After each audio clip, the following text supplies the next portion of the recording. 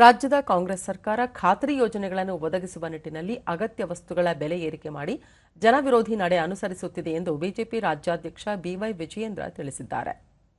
ಚಿಕ್ಕಮಗಳೂರಿನಲ್ಲಿ ಬಿಜೆಪಿ ನಡೆಸುತ್ತಿರುವ ಜನಾಕ್ರೋಶ ಯಾತ್ರೆ ಸಂಬಂಧ ಏರ್ಪಡಿಸಿದ್ದ ಬೃಹತ್ ಸಾರ್ವಜನಿಕ ಸಭೆಯಲ್ಲಿ ಪಾಲ್ಗೊಂಡ ಅವರು, ಕಾಂಗ್ರೆಸ್ ಸರ್ಕಾರ ಅಗತ್ಯ ವಸ್ತುಗಳ ಬೆಲೆ ಏರಿಕೆ ಮಾಡಿ ಅಲ್ಪಸಂಖ್ಯಾತರ ಓಲೈಕೆ ರಾಜಕಾರಣ ನಡೆಸುತ್ತಿದೆ.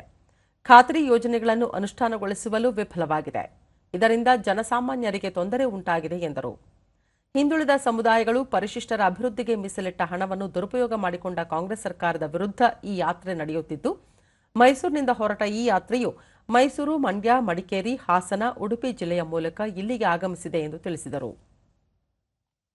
ಹಿಂದೆನೂ ಕೂಡ ಹಲವಾರು ಬಾರಿ ಹೇಳಿದ್ದೇನೆ, ಜಾತಿ ಜನಗಣತಿಯನ್ನ ಒಂದು ರೀತಿ ಬೊಂಬೆ ಆಟ ತರದ್ ಮಾಡ್ಕೊಂಡಿದ್ದಾರೆ ಸಿದ್ದರಾಮಯ್ಯನವರು. ಯಾವಾಗ ಮುಖ್ಯಮಂತ್ರಿ ಕುರ್ಚಿ ಅಳ್ಳಾಡ್ತದೋ, ಯಾವಾಗ ಸರ್ಕಾರಕ್ಕೆ ಗಂಡಾಂತರ ಬರ್ತದೋ, ಅವಾಗ ಈ ಬೆದರು ಬೊಂಬೆ ತರ ಅದನ್ನು ಉಪಯೋಗಿಸ್ಕೊಳ್ತಾ ಇದ್ದಾರೆ. ಇವತ್ತು ಇಡೀ ದೇಶದಲ್ಲಿ ಇವತ್ತು ಭ್ರಷ್ಟಾಚಾರಿ ಸರ್ಕಾರ ಅಂತೇಳಿ, ಕರ್ನಾಟಕ ಸರ್ಕಾರ ಅಂತೇಳಿ ಪ್ರಚಾರ ನಡೀತಾ ಇದೆ. ಭ್ರಷ್ಟಾಚಾರದ ಆರೋಪಗಳು ಕೇಳಿ ಬರ್ತಾ ಇದೆ. ವಾಲ್ಮೀಕಿ ಅಭಿವೃದ್ಧಿ ನಿಗಮ ಹಗರಣ ಆಯಿತು, ಮೂಢ ಹಗರಣ ಆಯಿತು, ಬೇರೆ ಬೇರೆ ಹಗರಣದಲ್ಲಿ ಸಿಲುಕಾಕೊಂಡಿರ್ತಕ್ಕಂಥ ಕಾಂಗ್ರೆಸ್ ಸರ್ಕಾರ ಅವರ ಕುರ್ಚಿ ಅಳ್ಳಾಡಬೇಕಾದ್ರೆ ಮತ್ತೆ ಈ ರೀತಿ ವಿಚಾರಗಳನ್ನು ಮುಂದೆ ತರ್ತಾರೆ.